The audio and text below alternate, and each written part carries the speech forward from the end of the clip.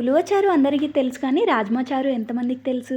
ఈ రాజ్మా చారు టేస్ట్ చాలా బాగుంటుంది. ఎలా చేసుకోవాలో చూడండి. రాజ్మా చారు కోసం పావు కప్పు రాజ్మాని 6 అవర్స్ నానబెట్టుకోవాలి. రాజ్మాలని ఒక కుక్కర్ గిన్నెలో వేసుకొని 2 కప్స్ వాటర్ పోసుకొని హాఫ్ టీ స్పూన్ సాల్ట్ వేసి మూత పెట్టుకొని మీడియం ఫ్లేమ్లో 5 విజిల్స్ రానివ్వాలి. 5 విజిల్స్ తర్వాత రాజ్మా ఇలా మెత్తగా ఉడుకుతుంది. ఇప్పుడు ఒక స్మాషర్ తీసుకొని మరీ మెత్తగా కాకుండా కొంచెం బరకగా ఉండేలా స్మాష్ చేసుకోవాలి. స్టవ్ మీద ఒక కడాయి పెట్టుకొని 1 టేబుల్ స్పూన్ ఆయిల్ వేసుకొని హాఫ్ టీ స్పూన్ ఆవాలు, హాఫ్ టీ స్పూన్ జీలకర్ర వేసుకొని అవి కొంచెం ఫ్రై అయిన తర్వాత 5 పచ్చిమిర్చిని సన్నగా కట్ చేసుకొని వేసుకోవాలి. అలాగే ఒక మీడియం సైజ్ ఆనియన్ సన్నగా కట్ చేసుకొని వేసుకోవాలి. ఇవి కొంచెం ఫ్రై అయిన తర్వాత కొంచెం కరివేపాకు, హాఫ్ టీ స్పూన్ అల్లం వెల్లుల్లి పేస్ట్, హాఫ్ టీ స్పూన్ ధనియాల పొడి, పావు టీ స్పూన్ మెంతి పొడి, టీ స్పూన్ కారం, రుచికి తగినంత ఉప్పు, చిటికెడ ఇంగు వేసుకొని పోపును బాగా ఫ్రై చేసుకోవాలి. ఇప్పుడు 2 మీడియం సైజ్ టమాటాలని చిన్నగా కట్ చేసుకొని వేసుకోవాలి.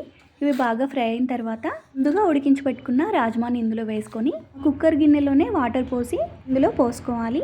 ఇప్పుడు హాఫ్ టీ స్పూన్ పసుపు, పావు టీ స్పూన్ మిరియాల పొడి, half tea spoon sambar powder వేసుకొని అంతా కలిసేలా మిక్స్ చేసుకొని కొంచెం కొత్తిమీర కూడా వేసి మూత పెట్టుకొని 5 నిమిషాలు చారును మరిగించుకోవాలి. 5 నిమిషాల తర్వాత మూత తీసి కొంచెం కొత్తిమీర వేసేసుకొని స్టవ్ ఆఫ్ చేసుకోవాలి. అంతేనండి, టేస్టీ రాజ్మా చారు రెడీ. ఈ రాజ్మా చారు పిల్లలైనా పెద్దవాళ్ళైనా చాలా ఇష్టంగా తింటారు. ఒకసారి తప్పకుండా ట్రై చేయండి.